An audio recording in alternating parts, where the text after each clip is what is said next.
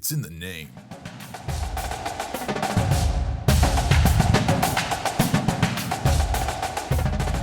Welcome into Season 3 of the Good Old Fashioned Dislike Podcast, where dynasties never die and hate is an extreme word, but just barely. This episode is brought to you by our new children's book about anxiety, The Adventures of Ben and Travis, and the Worrycoaster. Pre-order your copy at benandtravis.com/books today. On this podcast, we pick a football rivalry and we submit that rivalry to the panel of dislike. They'll come up with reasons why we like one team, dislike one team, and vice versa. By the end, we come to a conclusion of where our loyalties lie, mainly based on non-football things, but that's what's so much fun. Be sure to tell us in the comments who you're rooting for when the Dallas Cowboys travel to face the Pittsburgh Steelers. These teams met for the first time on September 10th, 1960. The all-time series is led by Dallas 17-16. Dallas finished 12-5 last year, and the Steelers finished 10-7 in 2023. Now to the professionals of dislike. This week's golden dislike goes to the first football coach who agreed to homecoming week. Oh, and Michigan. The uniform like goes to the Dallas Cowboys, especially the white helmet with the blue star fit. Throwback, iconic. Shout out to both of these teams for their unique mascots.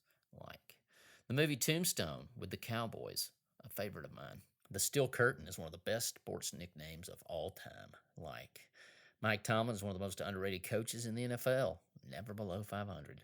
Legend. Some of that because my Ravens can't beat them enough. Dislike.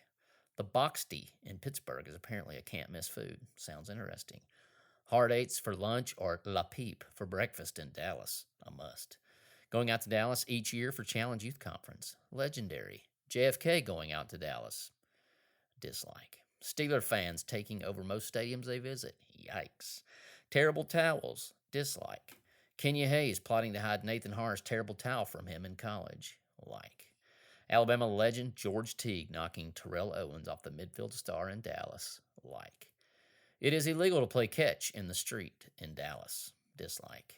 Good thing it's not illegal to play catch in AT&T Stadium since I caught a touchdown pass from Ben Hayes in there. Like. Alabama having more playoff wins in AT&T Stadium than the Cowboys. Like. Sometimes the Cowboys act like it's illegal to play catch anywhere. Dislike.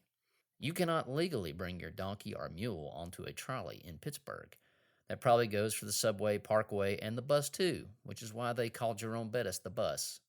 Either that, or he's just afraid to fly. Dislike.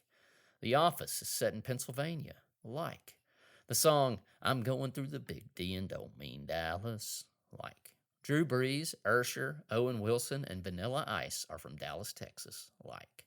Darth Vader, Thanos, Voldemort have nothing on Dallas native Robin Wright's villainous Jenna in Forrest Gump. Dislike.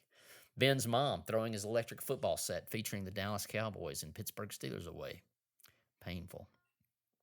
Any referee throwing a flag for roughing the passer for tackling Big Ben Roethlisberger. How are you even supposed to tackle that guy? Dislike. Being nicknamed for a large European clock. Dislike. Mr. Rogers, Roberto Clemente, Mario Lemieux, and Arnold Palmer are Pittsburghers. Like. Pittsburgh Nellie, Bly, writing about inequalities in her neck of the woods, but didn't forget those in Mexico. Like. Mean Joe Green's Coca-Cola commercial and also appearing alongside Terry Bradshaw in a Smokey and the Bandit movie. Like. But man, heavy language. Oof. My top 5 pro wrestlers from Pennsylvania and Texas, not named Steve. Number 5, Eddie Guerrero from El Paso, Texas. Number 4, Road Warrior Animal from Philadelphia. Number 3, Kurt Angle from Mount Lebanon, Pennsylvania. Number 2, The Undertaker from Death Valley, of course. And number 1, Booker T from Houston, Tejas.